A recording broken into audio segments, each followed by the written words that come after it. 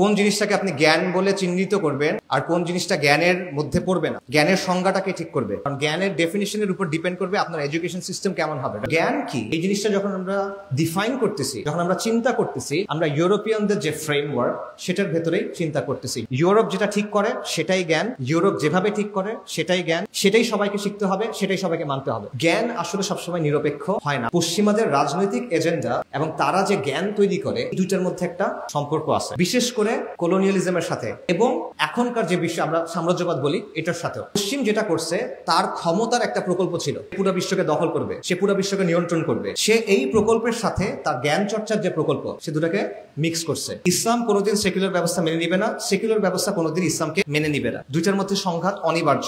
আমরা সবাই মনে করি যে প্রত্যেকটা মানুষের ন্যূনতম কিছু অধিকার আছে, শুধু মানুষের না, প্রত্যেকটা মাখলুকের আছে হাক্কুল ইবাদ। কিন্তু এই অধিকার কে ঠিক করবে? আল্লাহ ঠিক করবে। কিন্তু তারা কি বলে, তাদের জায়গায় কি অধিকার ঠিক করে? মানুষের খেয়াল খুশি। তাদের অধিকারের আলোচনাটা কি?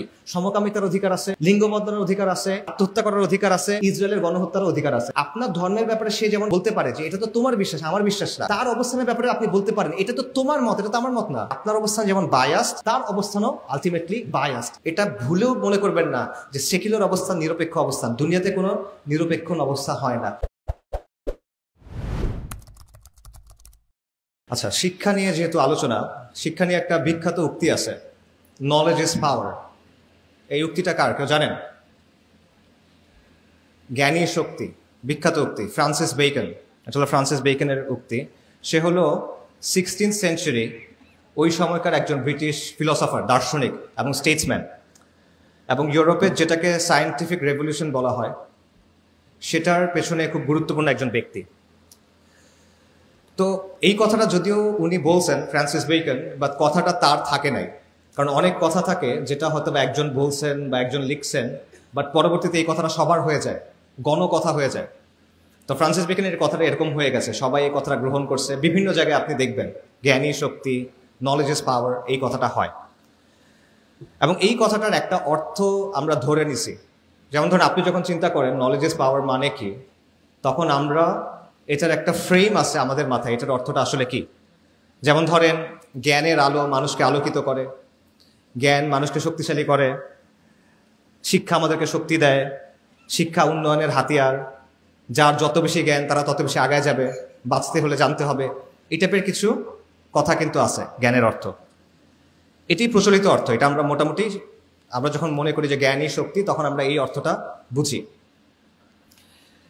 কিন্তু এটা আসলে একমাত্র অর্থ না, এই কথাটার আরো গভীর অনেক অর্থ আছে। ওই যে বললাম এটা গণ হয়ে গেছে, অনেক মানুষ এই কথাটা গ্রহণ করছে, তাই অনেক মানুষ অনেকভাবে এই কথাটার ব্যাখ্যা তৈরি করছে। তো সেই ব্যাখ্যার কিছু ব্যাপার আমাদের চিন্তা করার দরকার। যেমন মনে করেন আপনি যদি বলেন যে জ্ঞানই হলো শক্তি, তখন প্রশ্ন হবে এই শক্তি অর্জনের উপায় কি? শক্তি অর্জন কে করবে? মনে করেন আমি নিজে অনেক জ্ঞানী হইলাম, কথার কথা, আমি অনেক বই পড়লাম, পরীক্ষা দিলাম, ডিগ্রি হইলো, ঠিক আছে, আমার অনেক জ্ঞান হইলো, আমি শক্তিশালী হচ্ছি। এটা যথেষ্ট কিনা? এটা যথেষ্ট না। আপনার সমাজের মধ্যে জ্ঞান প্রচার করতে হবে, রাইট? তাহলে আপনি শক্তিশালী হতে পারবেন না। সোসাইটির মধ্যে নলেজ লাগবে। আচ্ছা, তো সমাজে জ্ঞান আপনি প্রতিষ্ঠা করবেন, ঠিক আছে, কোন জ্ঞান প্রতিষ্ঠা করবেন? কোন জিনিসটাকে আপনি জ্ঞান বলে চিহ্নিত করবেন আর কোন জিনিসটা জ্ঞানের মধ্যে পড়বে না, জ্ঞানের সংজ্ঞাটাকে ঠিক করবে। জ্ঞানের একটা সীমানা আছে, সেই সীমানাটাকে ঠিক করবে। এই বিষয়টা কিন্তু প্রাসঙ্গিক। এগুলো আমি কেন বলতেছি, কারণ শক্তি নিয়ে কিন্তু সংঘাত হয়। আমরা যখন বলি কোনো কিছু পাওয়ার, পাওয়ার নিয়ে কি হয়? কনফ্লিক্ট হয় না? শক্তি নিয়ে সংঘাত হয়, শক্তির জন্য সংঘাত হয়, হয় না? জ্ঞান নিয়ে কি সংঘাত হয় কিনা? হয়, জ্ঞান নিয়েও সংঘাত হয়। এবং এই লড়াইটা চোখে দেখা যায় না, কিন্তু এই লড়াইটা অনেক গুরুত্বপূর্ণ। এবং এই লড়াইয়ে যে জিতে তার আসলেই অনেক ক্ষমতা তৈরি হয়। এটা অত্যন্ত গুরুত্বপূর্ণ একটা লড়াই। সমাজে মানুষ কি শিখবে এটা যে নিয়ন্ত্রণ করতে পারে তার হাতে অনেক ক্ষমতা। এবং যখন সে একবার এটা নিয়ন্ত্রণ করতে পারে, সমাজের মানুষ ওই সীমানার ভেতরে, ওই ফ্রেমওয়ার্কের ভেতরেই চিন্তা করে। এটাও একটা বড় পাওয়ার। যাই হোক, ওই পাওয়ারের আলোচনা আমরা যাচ্ছি। এটা আমি কেন বললাম, কারণটা হলো আজকের আলোচনার বিষয়বস্তু হলো যে শিক্ষা ব্যবস্থায় সাম্রাজ্যবাদ। কিন্তু আমি আলাপটা করবো একটু অন্য জায়গা থেকে, সেটা হলো জ্ঞান, শিক্ষা এবং ক্ষমতা, এটার একটা সম্পর্ক আছে। এই সম্পর্কটা কি এবং এটা কিভাবে আমাদের সমাজে আমাদের রাষ্ট্রে ফাংশন করে, কাজ করে, এই বিষয়টা নিয়ে আমি কিছু আলোচনা করার চেষ্টা করবো। এবং এখানে বারবার ওই কথাটা ঘুরে ঘুরে আসবে যে নলেজ ইজ পাওয়ার। ঠিক আছে, বাট একটু তাত্ত্বিক কথা হচ্ছে, আমি আপনাদের জন্য প্রথমে সহজ কিছু কথা বলি। আমরা একটা কুইজ করি, শিক্ষা নিয়ে যেহেতু আলোচনা, আমি কিছু কুইজ আপনাদের জিজ্ঞেস করি, আপনারা দেখি পারেন কিনা। মনে করেন মানে প্র্যাকটিক্যাল একটু আলোচনা থাক শিক্ষার ক্ষেত্রে। ধরেন আমাকে অ্যান্সার দেন, পৃথিবীর সবচেয়ে উঁচু পর্বতচূড়া এটার নাম কি? Mount Everest. মাউন্ট এভারেস্ট কখন আবিষ্কার হয়েছে? আচ্ছা পারেনি, আচ্ছা ঠিক আছে। আচ্ছা, আমেরিকা মহাদেশ কে আবিষ্কার করছে? কলম্বাস। কখন? পারেন নাই। আচ্ছা, ভারতে আসা সমুদ্র পথ এটা কে আবিষ্কার করছে? Vasco da Gama. কখন আবিষ্কার করছে? আচ্ছা এটা পারছেন না। অস্ট্রেলিয়া কে আবিষ্কার করছে? একজনও নাই? James cook. আচ্ছা, আপনাদের তো বিসিএস এর প্রসপেক্ট ভালো না তেমন একটা। আচ্ছা ঠিক আছে, এই যে আমি প্রশ্ন করলাম, আপনারা প্রশ্নের উত্তর দিলেন বা ভাবলেন, পারেন না অনেক উত্তর অবশ্য, কিন্তু এই প্রশ্নগুলো নিয়ে আবার একটু ভাবেন। এই প্রশ্নগুলোর মধ্যে একটা সমস্যা আছে, এই সমস্যাটা আপনারা চিন্তা করেন না। এখানে একটা ফ্রেমিং এর প্রবলেম আছে, আমি আপনাকে দেখাচ্ছি ফ্রেমিংটা। এই প্রশ্নগুলো এমনভাবে তৈরি যেখানে আপনি ধরে নিচ্ছেন একটা নির্দিষ্ট অংশ, মানে একটা নির্দিষ্ট পক্ষ আছে যারা এই জিনিসপত্রগুলো আবিষ্কার করছে। এটার মধ্যে একটা প্রবলেম আছে। দেখেন, আমি বললাম মাউন্ট এভারেস্ট কে আবিষ্কার করছে, কখন আবিষ্কার হয়েছে? সরি, হ্যাঁ আমি এই প্রশ্নটা জিজ্ঞেস করছিলাম যে কখন আবিষ্কার হয়েছে। এটা হলো 1856 সালে। একটা ব্রিটিশ সার্ভেয়ার ছিল, তার নাম হলো অ্যান্ড্রু ওয়াং। সে 1856 সালে সার্ভে করতেছিল ভারত উপমহাদেশ, এবং সে দেখলো যে এটা সবচেয়ে উঁচু পর্বতচূড়া, এবং সে এটার একটা নাম দিল। আচ্ছা, এর আগে এভারেস্ট ছিল না? ওই এলাকার যারা মানুষজন, নেপালের মানুষ, তিব্বতের মানুষ, তারা এভারেস্টকে চিনতো না? তাহলে সে আবিষ্কার করলো কেমন?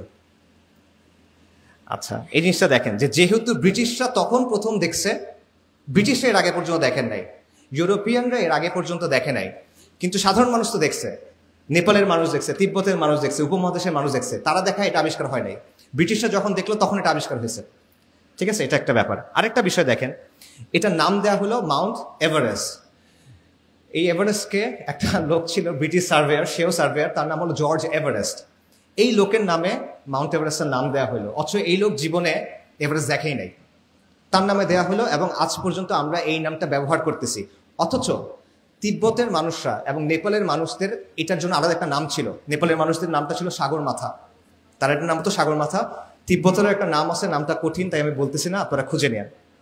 আচ্ছা, তো এতদিন ধরে যারা এখানে হাজার হাজার বছর ধরে আছে, তারা যে নাম দিছে সেই নাম কিন্তু আমরা গ্রহণ করি নাই।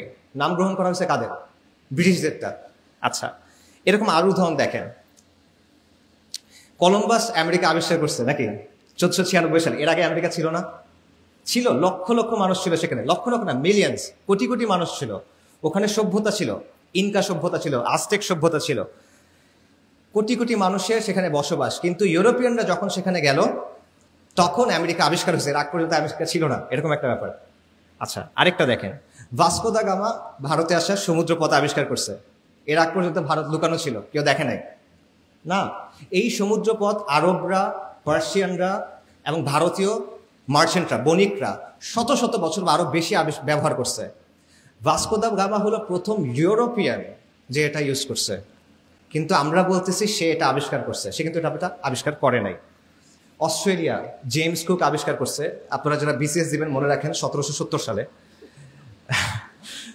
এটাও কিন্তু আবিষ্কার না, তখনও অলরেডি অস্ট্রেলিয়াতে লক্ষ লক্ষ মানুষ বসবাস করে। যেহেতু ইউরোপিয়ানরা প্রথম সেখানে গেল, তাই তখন অস্ট্রেলিয়া আবিষ্কার হলো।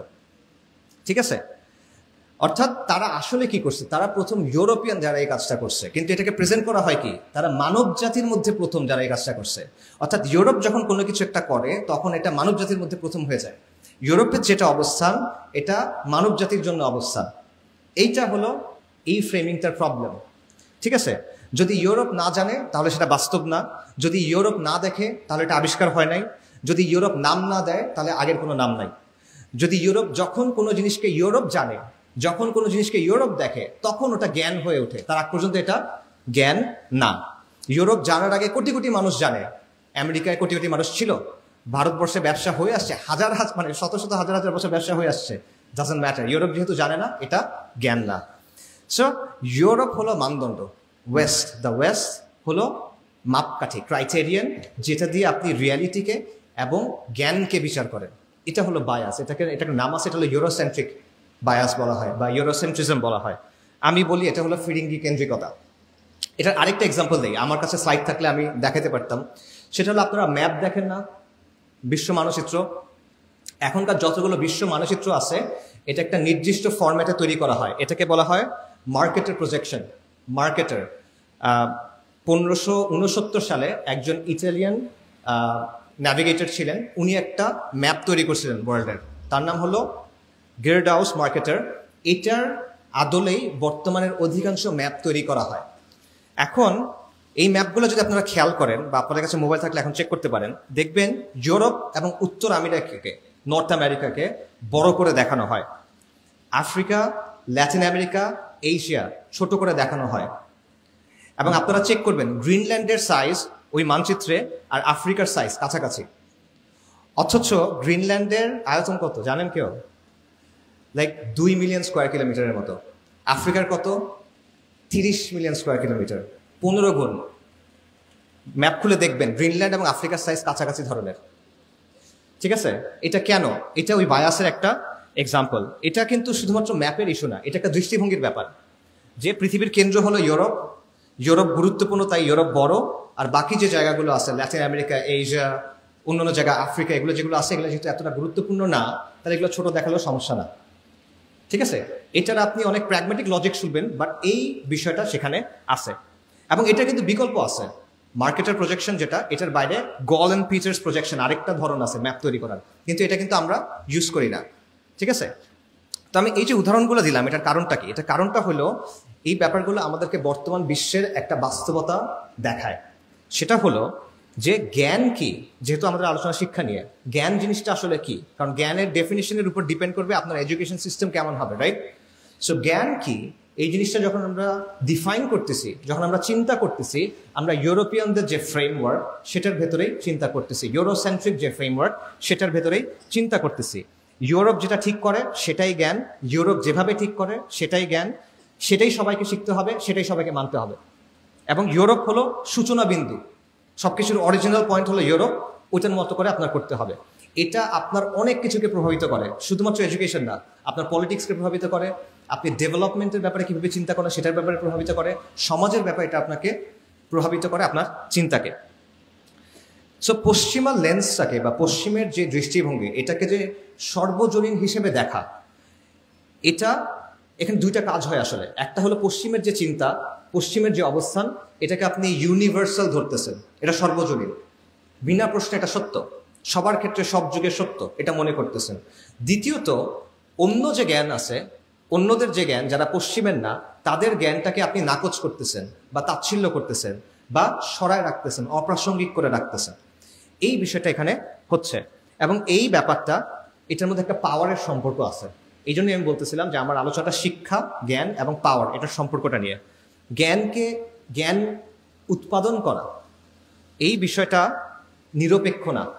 এই যে তারা নাম দিচ্ছে, এটা নিরপেক্ষ না, এটা সবসময় কারো না কারো একটা এজেন্ডা, কারো না কারো একটা দৃষ্টিভঙ্গি সেটার মধ্যে মানে গেঁথে থাকে। এই বিষয়টা সবসময় জ্ঞানের মধ্যে থাকে। এবং যে জ্ঞান ঠিক করে, যে নামগুলা ঠিক করে, যে জ্ঞানের ডেফিনেশন দেয়, যে জ্ঞানের সীমানাটা ঠিক করে, সে অনেক বড় একটা পাওয়ার আপনার উপর এক্সারসাইজ করে। এইটা হলো নলেজ ইজ পাওয়ারের আরেকটা ব্যাখ্যা। আচ্ছা, তো এই কথাটা, এই বাস্তবতা আমাদের সমাজে আছে, আমাদের রাষ্ট্রে আছে, আমাদের নিজেদের দৃষ্টিভঙ্গির মধ্যেও এটা মিশে আছে। তো সেটা কিভাবে মিশে আছে ওই আলোচনায় যাচ্ছি, তার আগে সংক্ষেপে কয়েকটা কথা আরো বলি। এই কথাগুলো আমি আপনাদের কিছু প্রশ্ন করে করলাম, কিছু উদাহরণ দিলাম। আপনারা মনে করতে পারেন যে এটা আমি নিজে বানায় বানায় বলতেছি, এটা বানায় বানায় বলতেছি না, এটার লম্বা একাডেমিক আলাপ আছে, অনেক তত্ত্ব, অনেক রিসার্চ, অনেক আর্গুমেন্টস এখানে আছে। ওই যে সেটার ভেতরে ডিটেলে ঢোকার সুযোগ নাই এখন, আমাদের আলোচনার সময় কম, বাট স্টিল আমি অল্প করে খুবই বেসিক কিছু কথা আপনাদের বলি, যেটা আপনাদের বুঝতে সহজ করবে ইনশাল্লাহ। ধরেন আপনারা অনেকে এডওয়ার্ড সাইদের নাম শুনছেন, রাইট? অনেকে হয়তো বা শুনছেন। এডওয়ার্ড সাইদ গত শতাব্দীর একজন অন্যতম চিন্তাবিদ, প্রভাবশালী চিন্তাবিদ, কালচারাল ক্রিটিক, এবং তার খুব বিখ্যাত একটা বই আছে যেটার নাম হলো ওরিয়েন্টালিজম। আপনারা অনেকেই জানেন, 1978-এ বের হয়েছে, এবং যেটাকে পোস্ট কলোনিয়াল থিওরি বলা হয় বা পোস্ট কলোনিয়াল স্টাডি বলা হয়, সেটাকে এটা ব্যাপকভাবে প্রভাবিত করছে। তো এই যে ওরিয়েন্টালিজম বইটা, এখানে ওনার মূল আলোচনার বিষয়বস্তু কি?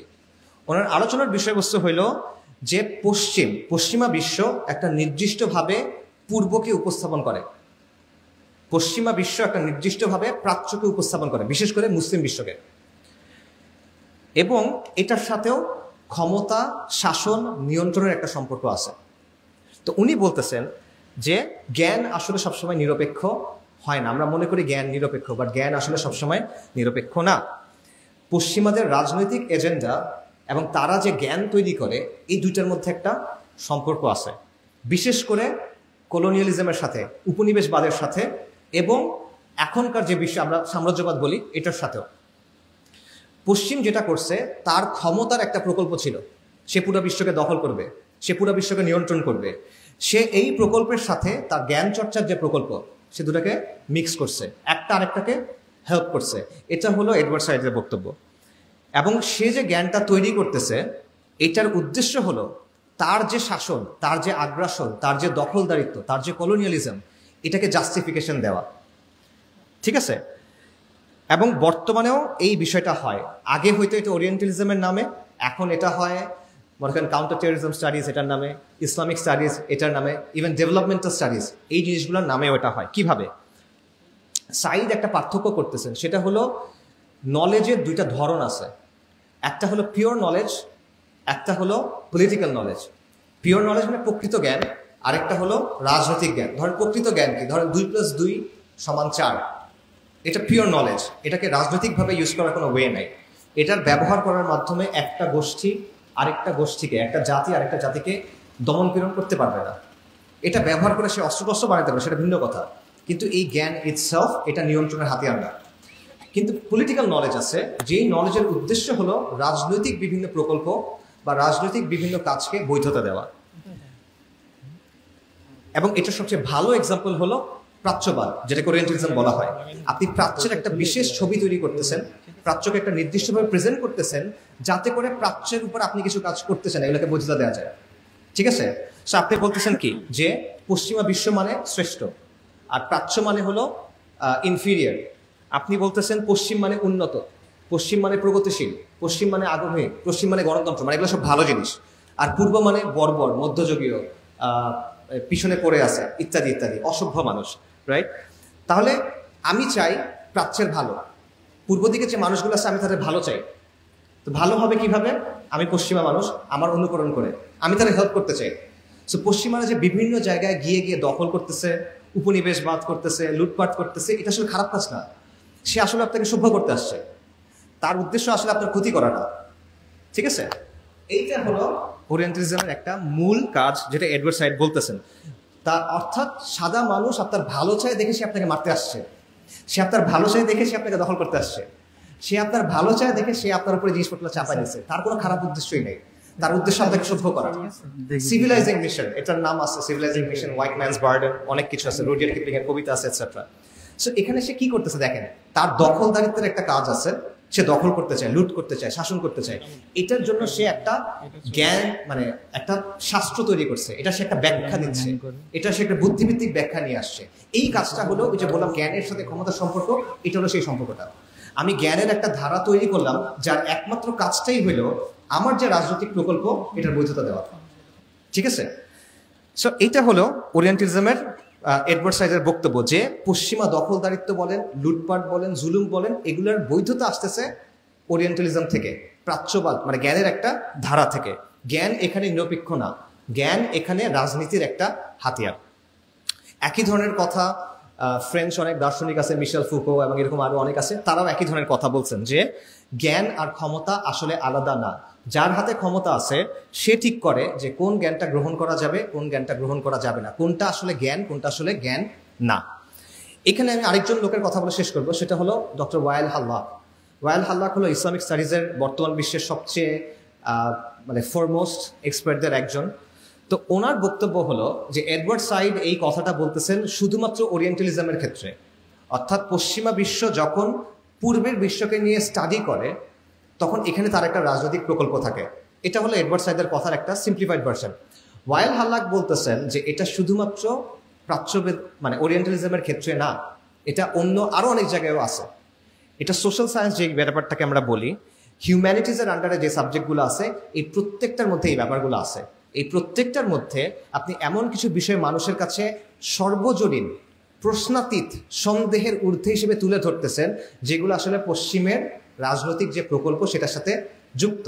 যেমন আপনারা কিছু জিনিস জানেন, যেমন ধরেন মানবাধিকার, যেমন ধরেন গণতন্ত্র, যেমন নারী অধিকার, এগুলো একটা ফ্রেম কিন্তু ওয়েস্টের কাছে আছে। যে ফ্রেমটা নিয়ে এসে সে আপনার দেশে আক্রমণ করা বলেন, আপনার দেশে এইড দেওয়া বলেন, আপনার দেশে হস্তক্ষেপ করা বলেন, এগুলাকে সে জাস্টিফাই করে। ঠিক আছে? সো আগে যেটা হতো, জ্ঞানের উদ্দেশ্য ছিল পশ্চিমা কলোনিয়ালিজমকে বৈধতা দেওয়া, এখন উদ্দেশ্য হলো আমেরিকান লিবারেল সেকুলার যে প্রজেক্ট সেটাকে বৈধতা দেওয়া। সো এই ধরনের অনেক চিন্তা, ওয়াল হাল্লাকের বাইরে আপনি ডিকলোনিয়াল যারা থিঙ্কার আছে তারা অনেকেই এই ধরনের আরো অনেক আলোচনা করছে, আপনারা সেটা দেখতে পারেন। এটার মূল কথা হলো যে যখন আপনি শুধুমাত্র পশ্চিমের যে দৃষ্টিভঙ্গি, তাদের যে জ্ঞানের সংজ্ঞা, তাদের যে জ্ঞানের সীমানা, এটাকে যদি আপনি চূড়ান্ত হিসেবে গ্রহণ করে নেন, তাহলে আপনি অলরেডি অন্য সবগুলোকে নাকচ করতেছেন এবং আপনি তার নিয়ন্ত্রণের ভিতরে ঢুকে গেছেন। এটা হলো রিয়ালিটি। যে কোনো নিয়ন্ত্রণের প্রক্রিয়া আলটিমেটলি চিন্তা থেকে শুরু হয় এবং যে কোনো প্রতিরোধের প্রক্রিয়া আলটিমেটলি চিন্তা থেকে শুরু হয়। ঠিক আছে?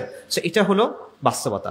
তো আমাদের বর্তমানের সাথে এটা সম্পর্ক কি? আমি অনেক তত্ত্ব বলছি, বর্তমানের সাথে সম্পর্ক কি? আমাদের পুরা দেশের, আমাদের রাষ্ট্রে, আমাদের শাসন ব্যবস্থায়, আমাদের শিক্ষা ব্যবস্থায়, আমাদের সমাজ ও সংস্কৃতিতে দুইটা শক্ত বায়াস আছে, যেটা আপনারা দেখবেন। একটা হলো পশ্চিমা বায়াসটা, আরেকটা হলো কলকাতা কেন্দ্রিক একটা বায়াস। ঠিক আছে? আমি আপনাদের এক্সাম্পল দিই, আপনারা মিলান। ধরেন আমাদের ইতিহাসের বইগুলাতে সুলতানি আমলের যে শাসন বা আওরঙ্গজেব, এই টাইপের শাসকদের কিভাবে দেখা হয়? দখলদার, দাঙ্গাবাজ, তাই না? আর হিন্দু যে শাসক আছে, বৌদ্ধ যে শাসক আছে, তাদের কিভাবে দেখা হয়? এটা হলো আমাদের গৌরবের সময়। এটা হলো কলকাতা কেন্দ্রিক বায়াসের একটা এক্সাম্পল। আরেকটা দেখেন, আমাদের সমাজ বইগুলোতে কলকাতার নবজাগরণ, যেটা হলো হিন্দু সমাজের ভেতরে একটা সংস্কার মুভমেন্ট, সেটা নিয়ে 4-5 পৃষ্ঠা লম্বা আলোচনা। আর আপনি মুসলিম সমাজের মধ্যে যে সংস্কার আন্দোলন আছে তাদের নিয়ে আলোচনা দেখেন, 1 প্যারা 2 প্যারা। এটা আমি নিজে খুঁজে দেখছি। 23 সালে, ওই 24 সালের শুরুতে আমরা এগুলো খুঁজে দেখছিলাম। হাজি শরীয়তুল্লাহ, ফরাইজি আন্দোলন, তিতুমির, শাহ ওলিউল্লাহ মুহাদ্দিস দেলভি, ঠিক আছে, সৈয়দ আহমেদ শাহিদ, ওলামায়ে দেওবন্দ, বা এই টাইপের যত মুভমেন্ট আছে, এগুলো নিয়ে কোনো আলোচনা আপনি পাবেন না। অল্প অল্প কিছু আলোচনা হয়তো বা ফরাইজিদের নিয়ে আসে। এটা সে তুলনা করেন রাজা রামমোহন রায়কে নিয়ে কত লম্বা আলোচনা, ঈশ্বরচন্দ্র বিদ্যাসাগরকে নিয়ে কত লম্বা আলোচনা। বায়াসের একটা এক্সাম্পল এটা। আচ্ছা, ব্রিটিশ বিরোধী আন্দোলনে মুসলিমদের যে লম্বা গৌরবের ইতিহাস, এটা আপনি পাচ্ছেন না। ফকির আন্দোলন থেকে শুরু করে, ফকির বিদ্রোহ থেকে শুরু করে 1857 সালে মহা অভ্যুত্থান বলেন, বালাকোটের কথা বলেন, বারাসাতের কথা বলেন, তিতুমিরের কথা বলেন, খিলাফত আন্দোলনের কথা বলেন, মাওলানা উলায়াত আলী, মাওলানা ইনায়াত আলী, ওনাদের কথা বলেন, ফরাইজিদের কথা বলেন। এই আলোচনা নাই। কার আলোচনা আছে? সূর্য সেনের আলোচনা আছে, প্রীতিলতার আন্দোলন আলোচনা আছে, ক্ষুদিরাম আর প্রফুল্ল চাকির আলোচনা আছে। তারা কোত্থেকে আসতেছে? আবারও এটা একটা বায়াসের এক্সাম্পল, কলকাতা কেন্দ্রিক বায়াস, সেটার একটা এক্সাম্পল। তো এভাবে কি হচ্ছে, আপনার ইতিহাস থেকে আপনাকে আলাদা করে ফেলা হচ্ছে। ব্রিটিশ বিরোধী যে আন্দোলন, আমাদের যে সংগ্রাম, সেখানে আপনার রোল যেটা ছিল, ইসলামের যে ভূমিকা ছিল, মুসলিম পরিচয়ের যে ভূমিকা ছিল, এটা কিন্তু আপনি মুছে ফেলতেছেন। আরও আছে, আপনি শিক্ষার ক্ষেত্রে দেখেন, পর্দার বিধান নিয়ে নেগেটিভ প্রেজেন্টেশন আমাদের বইয়ের মধ্যে এগুলো আছে। আমাদের ইসলাম শিক্ষা বইতে ইসলামের এমন সব ব্যাখ্যা দেওয়া হচ্ছে যেটা হলো রাষ্ট্রের অনুমোদিত ব্যাখ্যা, সেকুলারদের অনুমোদিত ব্যাখ্যা, সেটা আপনি দিতে পারতেছেন।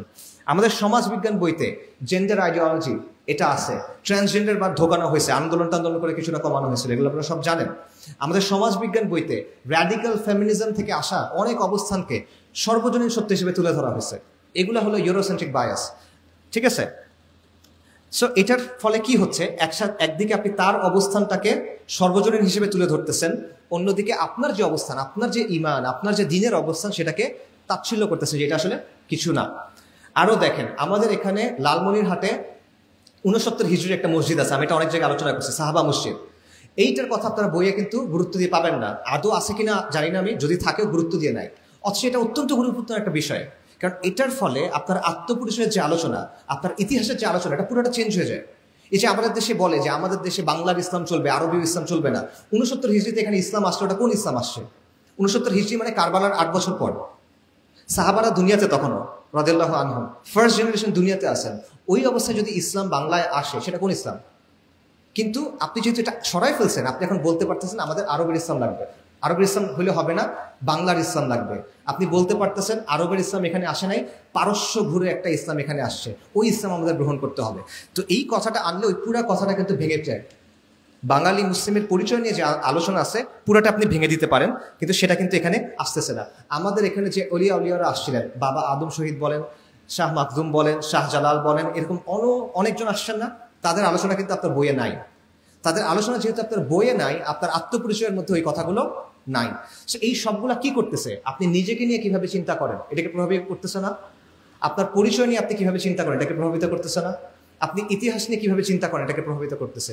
আপনি ভবিষ্যৎ নিয়ে কিভাবে চিন্তা করেন সেটাকে প্রভাবিত করতেছে, এবং এটা আমাদের সমাজ ও সংস্কৃতিকে প্রভাবিত করতেছে। ফর এক্সাম্পল, এডওয়ার্ড সাইদের একটা কথা ছিল যে পশ্চিমারা কি করছে, পূর্ব দিকের যারা মানুষ তাদের একটা ক্যারিকেচার তৈরি করছে। ক্যারিকেচার বুঝেন তো, মানে সে আসলে যেমন সেভাবে আপনি তাকে দেখান না, আপনি তার একটা বিকৃত রূপ দেখান যেটাকে অ্যাটাক করা সহজ, রাইট? এই জিনিসটা বাংলাদেশে মানে হুবহু সেকুলার প্রগতিশীলরা করে, হুজুরদের ব্যাপারে, এই আপনাদের ব্যাপারে, হুজুরদের ব্যাপারে, মুসলিম পরিচয়ের ব্যাপারে। দশকের পর দশক নাটক, সিনেমা, মিডিয়াতে আপনারা দেখছেন যে দাড়ি টুপিওয়ালা মানুষ মানে এটা নেতিবাচক জিনিস, হুজুর মানে হলো নারী লোভী, হুজুর মানে প্রতারক, হুজুরের বউ নির্যাতিত, হুজুরের বউকে মুক্ত করতে হবে। কে মুক্ত করবে? সেকুলার প্রগতিশীলরা গিয়ে তাকে মুক্ত করবে।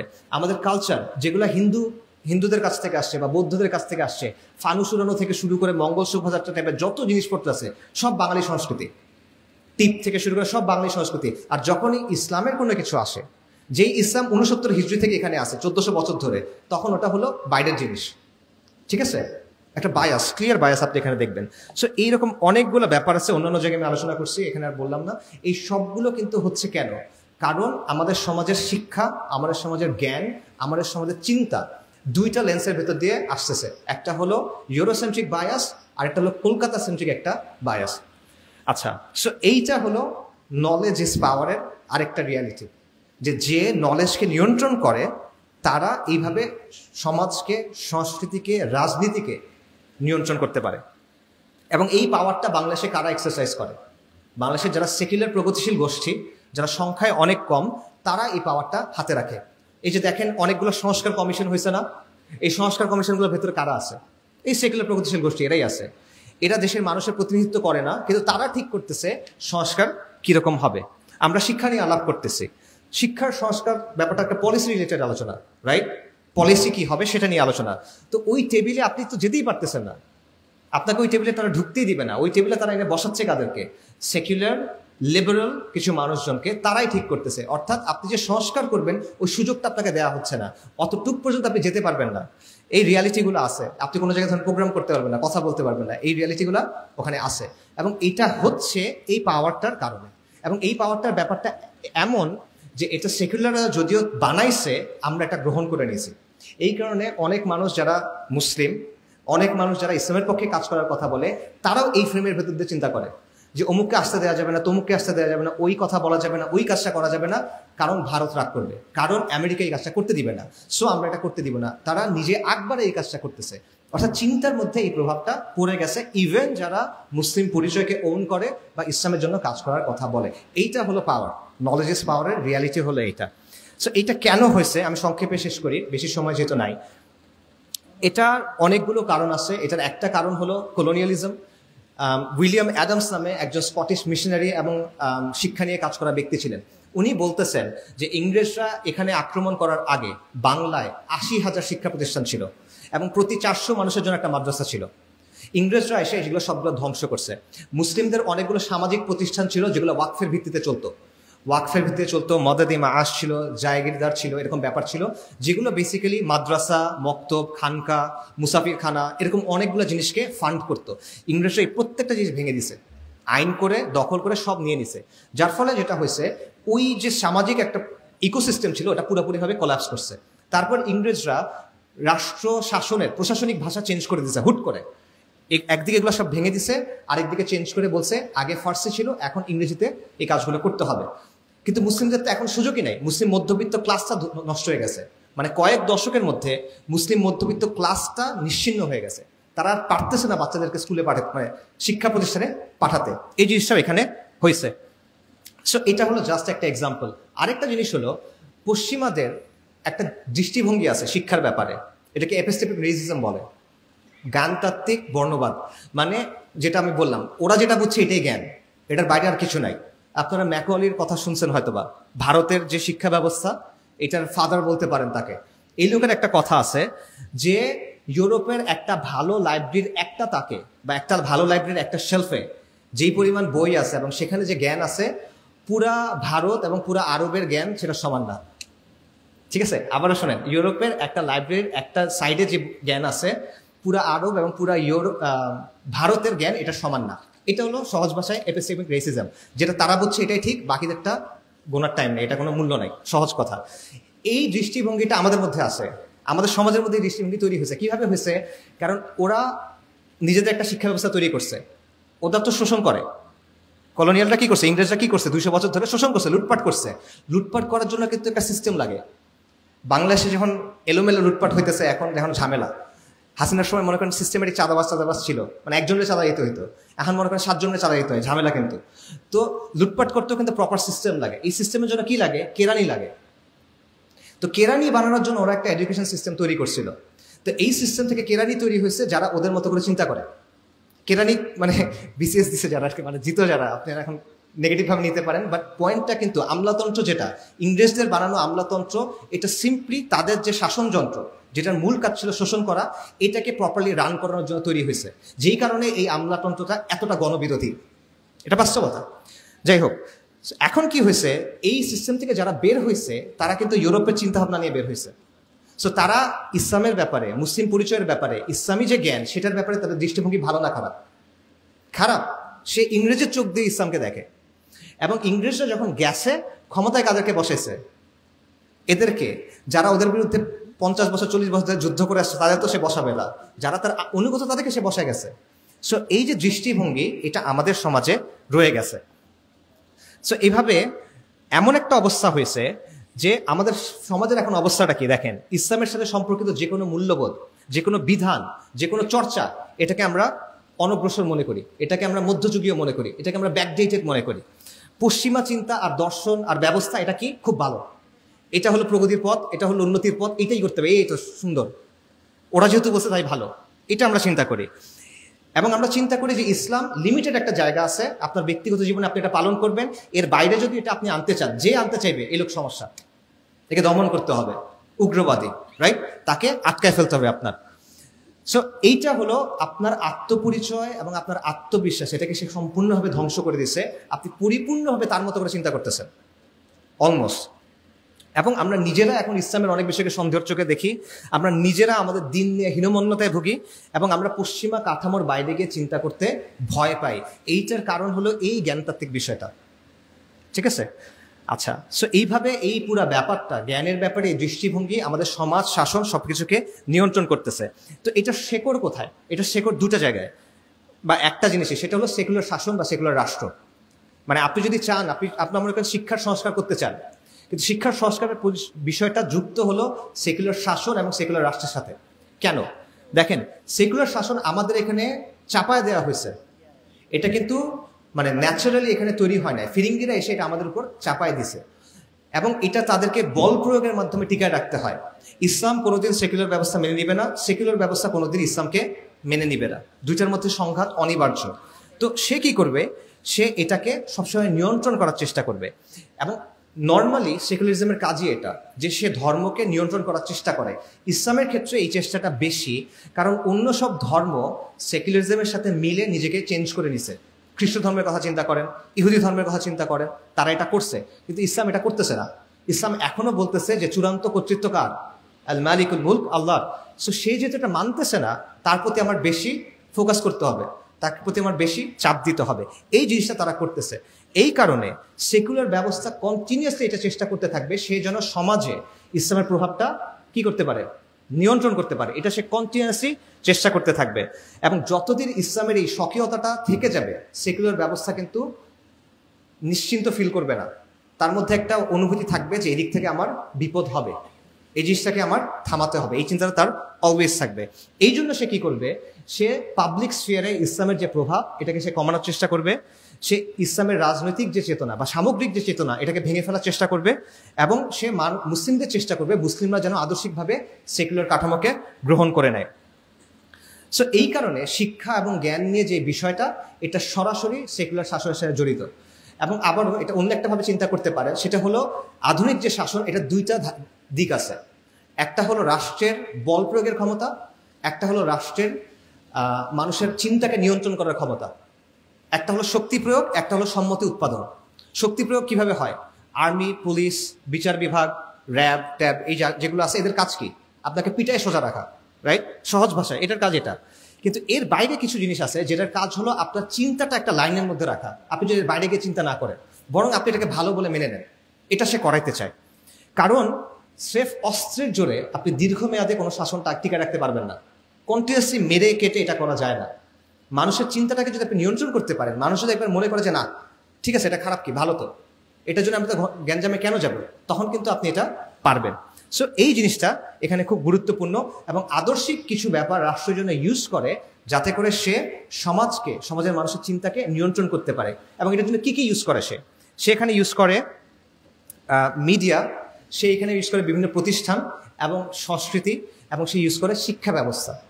সেই শিক্ষা ব্যবস্থার মধ্য দিয়ে আপনাকে কিছু জিনিসপত্র ছোটকাল থেকে বুঝায় দেয়, মগজ ধোলাই করে সহজ ভাষায়, যাতে করে আপনি এটার বিরোধিতা না করেন, যাতে করে আপনি এটাকে প্রশ্ন না করেন, যাতে করে আপনি মনে করেন যে না এই জিনিসটা আমার জন্য ভালো। সো যাই হোক, আমি যদি শেষ করি, সেটা হলো আলটিমেটলি আপনি যদি এখানে আমাদের আলোচনার যে টপিক, আপনি যদি এই যে শিক্ষায় সাম্রাজ্যবাদ বলেন অথবা পশ্চিমের যে নিয়ন্ত্রণ, কলকাতা কেন্দ্রিক যে বায়াস, এগুলো থেকে যদি আপনি বের হইতে চান, তাহলে আপনার এই সমস্যার কেন্দ্রটাকে বুঝতে হবে। এই সমস্যাটা কোত্থেকে আসতেছে? এই সমস্যাটা আসতেছে এই সেকুলার শাসন এবং সেকুলার রাষ্ট্র ব্যবস্থা থেকে। এটা বিচ্ছিন্ন কোনো ইস্যু না, ঠিক আছে? আপনি মনে করেন সহজ ভাষায় আপনি চাচ্ছেন শিক্ষায় ইসলামকে আনতে, প্রাইমারি স্কুলে শিক্ষায় ইসলাম আনুক, আপনি এটা চান, ওকে ফাইন, খুব ভালো হচ্ছে। কিন্তু সে তো আপনাকে দিবে না। কে দিবে না? সেগুলো রাষ্ট্র কাঠামো আপনাকে দিবে না। সে বলবে তোমাকে আমি এখানে এটা দিতে আনতে পারে, তোমাকে এটা আমি করতে দিতে পারি না, সে আপনাকে এটা বলবে। কারণ এটা কি? তার অস্তিত্বের সাথে জড়িত। একটু আগে যেটা বললাম, ইসলামকে তার কন্টিনিউয়াসলি নিয়ন্ত্রণ করতে হবে। এবং দ্বন্দ্বটা এই কারণে আসলে শিক্ষার না, শিক্ষাটা এটা একটা গুরুত্বপূর্ণ অংশ, বাট দ্বন্দ্বটা হলো ইসলামের সাথে সেকুলার ব্যবস্থার দ্বন্দ্ব। এটার একটা ম্যানিফেস্টেশন, এটার একটা উপসর্গ, এটার একটা প্রকাশ হলো এই জ্ঞান নিয়ে, এই শিক্ষা ব্যবস্থা নিয়ে দ্বন্দ্ব, সেটা। সো আপনি যদি এই মূল দ্বন্দ্ব সলভ করতে না পারেন, দীর্ঘমেয়াদে আপনার কোনো সংস্কার আসবে না। এখন এই সমাধানটা আপনি কিভাবে করবেন? দেখেন, আমাদের সমাজে যতগুলো তর্ক আছে তার বেশিরভাগ তর্ক আপনি দেখবেন এই ইউরোসেন্ট্রিক যে বায়াস, অর্থাৎ পশ্চিমা লেন্স দিয়ে দেখা, এটার সাথে জড়িত, এবং ইসলাম আর সেকুলার ব্যবস্থার যে দ্বন্দ্ব সেটার সাথে জড়িত। আমি আপনাদের একটা সহজ এক্সাম্পল দিই। এখন অনেক আলোচনা হচ্ছে নারী কমিশন নিয়ে। নারী কমিশনের কিছু বক্তব্য, এটা নিয়ে উলামায়ে কেরাম এবং ইসলামপ্রিয় জনতা, সাধারণ মানুষও এটার বিরুদ্ধে সবাই কথা বলতেছে, রাইট? আচ্ছা, এখানে তর্কগুলো আসলে কেন হচ্ছে বলেন তো? নারী কমিশন অধিকারের ব্যাপারে কিছু অবস্থানকে ধ্রুব সত্য মনে করে। নারীর অধিকারের ব্যাপারে তারা কিছু অবস্থান আছে যেগুলোকে তারা ধ্রুব সত্য মনে করে, এবং তারা মনে করে সমাজ এবং শাসন এগুলো অনুযায়ী চলা উচিত। এটাই তো অবস্থান। এইটার ভিত্তিতে তারা কিছু পলিসি সাজেশন তৈরি করছে যে আপনার আইনগুলো এভাবে বদলান, আপনার রাষ্ট্রকে এভাবে সংস্কার করেন, এটাই তো। আর আপনি এটা বিরোধিতা করতেছেন কেন? আপনি বলতেছেন এটা ইসলামের সাথে সাংঘর্ষিক, এটা আমাদের আমাদের দিন, আমাদের তেহজিব তামাদ্দুন, এটার সাথে সাংঘর্ষিক, এটা আমাদের পরিচয়ের সাথে সাংঘর্ষিক, এটাই তো। তা আলটিমেটলি তর্কটা হলো, সেগুলো আপনাকে কি বলবে? যে তুমি যে বিরোধিতা করতেছো এটা তো আসতেছে ইসলাম থেকে, তুমি কোরআনের কারণে বিরোধিতা করতেছো, তুমি সুন্নাহর কারণে বিরোধিতা করতেছো, তুমি তোমার বিশ্বাসের কারণে বিরোধিতা করতেছো। এই বিশ্বাস তো আমরা মানি না। এটা টকশোতে আলোচনা হয়েছে, আপনারা হয়তো দেখছেন, যে ইসলাম মানে না, যে ইসলাম পালন করতে চায় না, তার জন্য তো একটা সলিউশন দিতে হবে। আপনি সবার উপর ইসলামের সলিউশন চাপাই দিতে পারবেন না, রাইট? এটা তাদের কথা। আচ্ছা, এখন কি করতে হবে তাহলে? আমাদেরকে ইসলামের সমাধান দেওয়া যাবে না, আমাদের একটা সর্বজনীন সমাধান দিতে হবে, এমন সমাধান যেটা সবার জন্য প্রযোজ্য, রাইট? এটা তারা বলে। আর সর্বজনীন সমাধান কোনটা? যেটা সেকুলার সমাধান, সেটা। তো এই প্রশ্নের উত্তর কি?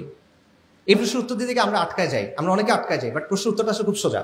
চিন্তা করেন, তারা যেই বিষয়গুলোকে সঠিক মনে করতেছে, তারা যে বিষয়গুলোকে কাম্য মনে করতেছে, এই মনে করার পেছনে ভিত্তিটা কি? এটা কোত্থেকে আসতেছে? আপনি যখন বলেন যে আমি মনে করি 5 ওয়াক্ত সালাত আদায় করা উচিত, কথার কথা, আপনি বলতেছেন এটা ভিত্তি কি? কোরআন থেকে আসতেছে। পরিবারের পিতা হলো দায়িত্বশীল, এটা কোত্থেকে আসতেছে? নবী সাল্লাল্লাহু আলাইহি ওয়াসাল্লাম হাদিস থেকে আসতেছে, তাই তো? আচ্ছা, আপনার ভিত্তিটা আপনি জানেন, তার ভিত্তিটা কি? সে যখন বলে, তারা মানবাধিকারের কথা যখন বলে, তার ভিত্তি হলো আন্তর্জাতিক মানবাধিকারের যে আলোচনা, যেটা কে তৈরি করছে? জাতিসংঘ, পশ্চিমারা তৈরি করছে, সেখান থেকে আসতেছে। সে বলতেছে প্রগতির কথা, প্রগতি ভালো, এই জিনিসটা প্রগতির সাথে, আপনাদেরটা প্রগতির সাথে মেলে না, আমাদেরটা প্রগতির সাথে মেলে, এই কথাটা সে বলতেছে। প্রগতির ধারণা সে কোত্থেকে আনতেছে? সেটা আনতেছে পশ্চিম থেকে। সে বলতেছে এটা ডেমোক্রেটিক ভ্যালুসের সাথে সামঞ্জস্যপূর্ণ, গণতান্ত্রিক মূল্যবোধের সাথে সামঞ্জস্যপূর্ণ। এটা সে কোত্থেকে পাচ্ছে? পুরা দুনিয়ার মানুষ বসে একসাথে হয়ে ঠিক করছে এগুলো গণতান্ত্রিক মূল্যবোধ? পুরা দুনিয়ার মানুষ একসাথে বসে ঠিক করছে এগুলো মানবাধিকার, আমরা সবাই মানছি? না, ওরা ঠিক করছে। সেটা সে আপনার উপর এনে চাপা দিচ্ছে। বরং তারা এটাও বলতেছে যে এই কাজগুলো করা উচিত, কারণ পৃথিবীর বিভিন্ন দেশে এটা হয়। এটা কি ধরনের যুক্তি? পৃথিবীর বিভিন্ন দেশে যেহেতু এরকম আছে, তাই বাংলাদেশে এটা করা উচিত। এটা কি ধরনের যুক্তি? আপনি আমাকে প্রুফ করে দেখান যে জিনিসটা সঠিক। কাজেই এই বিষয়গুলো প্রত্যেকটাকে আপনি প্রশ্নবিদ্ধ করতে পারেন। আমরা সবাই মনে করি যে প্রত্যেকটা মানুষের ন্যূনতম কিছু অধিকার আছে, শুধু মানুষের না, প্রত্যেকটা মাখলুকের আছে হাক্কুল ইবাদ। কিন্তু এই অধিকার কে ঠিক করবে? আল্লাহ ঠিক করবেন। কিন্তু তারা কি বলে, তাদের জায়গায় কি অধিকার ঠিক করে? মানুষের খেয়াল খুশি। এবং তাদের অধিকারের আলোচনাটা কি? সমকামিতার অধিকার আছে, লিঙ্গ বদলানোর অধিকার আছে, ইউথেনেশিয়ার অধিকার আছে, আত্মহত্যা করার অধিকার আছে, ইসরায়েলের গণহত্যার অধিকার আছে। Israel has the right to defend itself. প্রত্যেকটাই আছে, তারা তাদের মতো করে ঠিক করে। তো এটা সর্বজনীন কিভাবে ভাই? সে তার নিজের কিছু অবস্থানকে আপনার উপর সর্বজনীন বলে চাপাই দিচ্ছে। আপনি তাকে প্রশ্ন করেন না কেন? এই বিষয়টা বুঝতে হবে। সে যখন বলে মানবাধিকার আছে, আমি বলবো হ্যাঁ মানবাধিকার আছে, আমি মানবাধিকার নিব ইসলাম থেকে, তুমি মানবাধিকার নিচ্ছ পশ্চিম থেকে। আমারটা যদি বায়াসড হয়, তোমারটা নিউট্রাল কেন? রাইট? এই প্রশ্নটা আবার তাকে করতে পারতে হবে। প্রত্যেকটা জিনিসের ক্ষেত্রে আমি বলতে পারি, প্রগতির নামে তোমরা এমন কিছু কাজকর্ম করছো যার কারণে তোমাদের সমাজ ধ্বংস হয়ে যাচ্ছে, তোমাদের পরিবার ধ্বংস হয়ে যাচ্ছে। এটা আমি চাই না। আধুনিকতার নামে তোমরা ভালো অনেক কাজ করছো, খারাপ অনেক কাজ করছো। আধুনিকতার নামে তোমরা প্রকৃতিকে নিয়ন্ত্রণ করার চেষ্টা করছো, যার কারণে এখন ক্লাইমেট ডিজাস্টার হচ্ছে, প্রকৃতি ধ্বংস হয়ে যাচ্ছে। লিটারেলি যে জায়গাটায় আমরা থাকি তোমরা সেটা নষ্ট করে ফেলছো। তাহলে এটা পুরোপুরি ভালো কেমনে হয়? আমি মনে করি না এটা ভালো। ব্যাপারটা বুঝতে পারছেন? আপনার ধর্মের ব্যাপারে সে যেমন প্রশ্ন বলতে পারে যে এটা তো তোমার বিশ্বাস, আমার বিশ্বাস না। তার অবস্থানের ব্যাপারে আপনি বলতে পারেন এটা তো তোমার মত, এটা তো আমার মত না, তুমি এটা কিসের ভিত্তিতে আমার উপর চাপাই দিচ্ছ?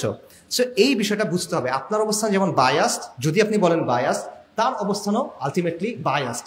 সে যে কাজটা করছে সেটা হলো তার নিজের অবস্থানটাকে সে নিরপেক্ষ বলছে। মনে করেন আপনি সালিশ করবেন, সালিশের মধ্যে যে সালিশ হয় তার কিন্তু নিরপেক্ষ হইতে হয়, রাইট? কিন্তু সে যদি আসলে একটা পার্টি হয়, তার নিজের এখানে একটা স্বার্থ আছে, কিন্তু সে সবাইকে বুঝাইছে সে নিরপেক্ষ, তখন কিন্তু সে সালিশে জিতছে। সে যেটা চায় এটাই হয়। তো এই বিষয়টা বোঝা খুব জরুরি।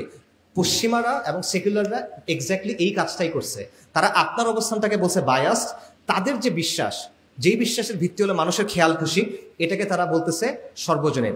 এই কাজটা তারা করতেছে।